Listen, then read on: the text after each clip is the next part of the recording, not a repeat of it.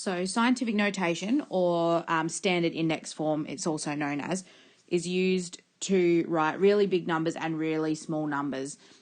It's generally called scientific notation because we do see it often in science in terms of atom sizes and protons, neutrons, electrons, and all of that sort of thing.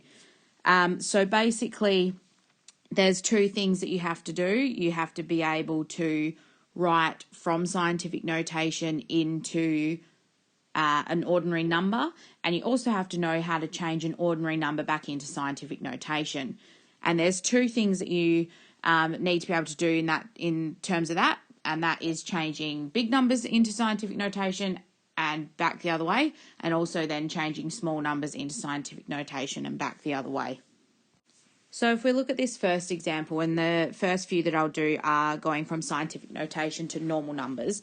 So there's a couple of things with scientific notation. The first is that it's always by powers of 10. So you're multiplying by powers of 10. And there's either a positive power, like this first example, which is making the number bigger, or there's a negative power, which makes the number smaller. The other important piece of information is that this first number, this 3.2, has to be more than 1, so greater than or equal to 1, and less than 10. So it can't be a 2-digit number, and it also can't be 0 point something. It has to be between 1 and 10. So then basically, because we're multiplying by 10 to the power of 4, that just means we're multiplying 3.2 by 10, then by 10 again, then by 10 again, and then by 10 again. And by the time you're studying this, it should be relevant to you about moving the decimal point. So when it's a positive power, we're making the number bigger. So we're going to pick up this decimal point and move it 4 places to the right, and it will end up here. Now, we have 3 empty loops here, and I'll just put some yellow. We've got 3 empty loops, and over the empty loops, anytime there's an empty loop, we put a 0. So then our answer to this first example is actually 32,000. So we've got the 3 and then the 2 and then the 3 zeros where the empty loops are. Now, we could put 0.0 on the end, but we don't need to for that. All right, example 2, so part 2 of this, we will do another one where we do 5.34 times 10 to the power of 2. So everyone should know that 10 to the power of 2 is 10 times 10, which is 100. Now, if you do 5.34 times 100, you get 534. And if we apply what we did in the last example, moving that decimal point 2 places to the right, we end up with 534. The next example is a little bit different because we've got 3.814 times 10 to the power of 0. Now, applying our index laws, we should know that 10 to the power of 0 is 1, because anything to the power of 0 is 1. So if we are multiplying 3.814 by 1, we actually just end up with 3.814. And again, if it's to the power of 0, we're not moving the decimal point left or right because it's saying 0, so we don't move it at all.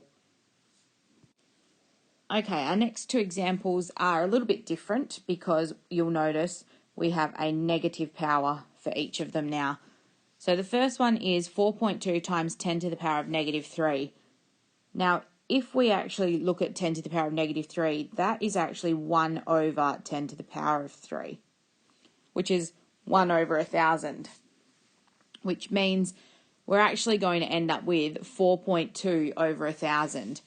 So to get that answer, we have to, because we're making it smaller this time, because it's a negative and we're multiplying by a fraction, we're actually going to move the decimal point 3 places to the left this time. So we go 1, 2, 3, and we have a couple of empty loops. We've got an empty loop here and an empty loop here. And of course, we don't start a number just with a decimal point. It would become 0.0042, and that would be our answer for the first one.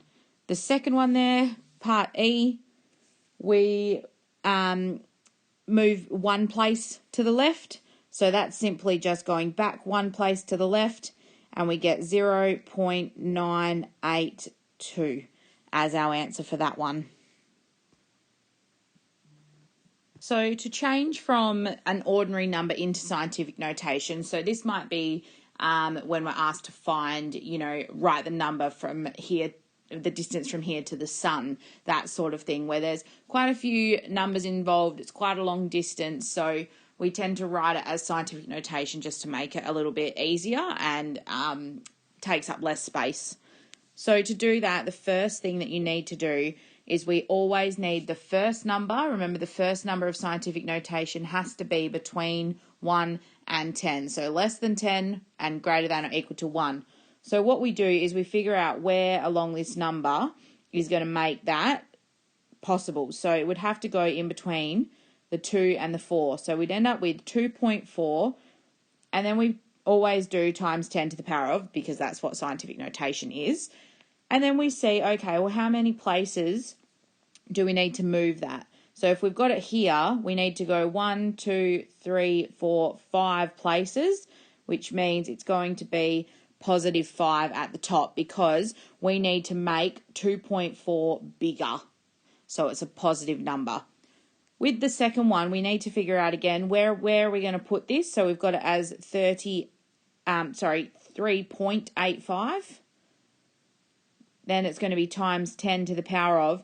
Now, because we have to, if we put it in here and we have to go backwards this time, so 1, 2, 3, 4 places, it's going to be negative 4, because we've currently got the number 3.85, but we need the number 0.000385, which is why it's going to be a negative there.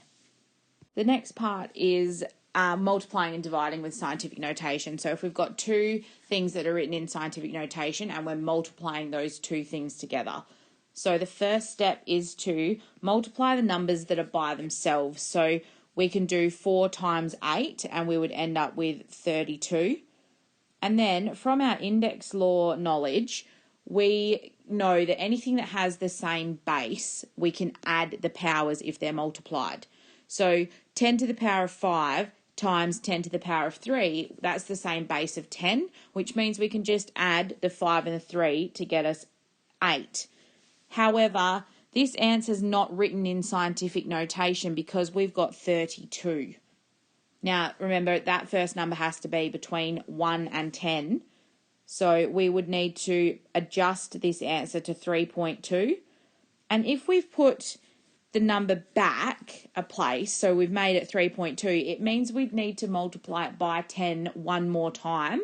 So we have to add 1 to the power to make it 3.2 times 10 to the power of 9. When we do division, it works the same, only that we do the division of the two numbers. So we would do 5 divided by 2 first, which gives us 2.5. It's still going to be times 10 to the power of because it is still scientific notation. However, when we do division with index laws, remember anything that's the same base that is divided, we subtract the powers. So it's going to be 10 to the power of negative 3 divided by 10 to the power of negative 4, which is actually negative 3 take 4. So negative 3 take 4 is negative 7. And if we did that on the calculator, you would get that answer, or it would come out as a normal number and we could change it into scientific notation. When you do adding and subtracting with scientific notation, the easiest way to do that is making them ordinary numbers and then doing the addition or the subtraction, or using your calculator to do those. That's all there is for scientific notation, and I hope this has helped.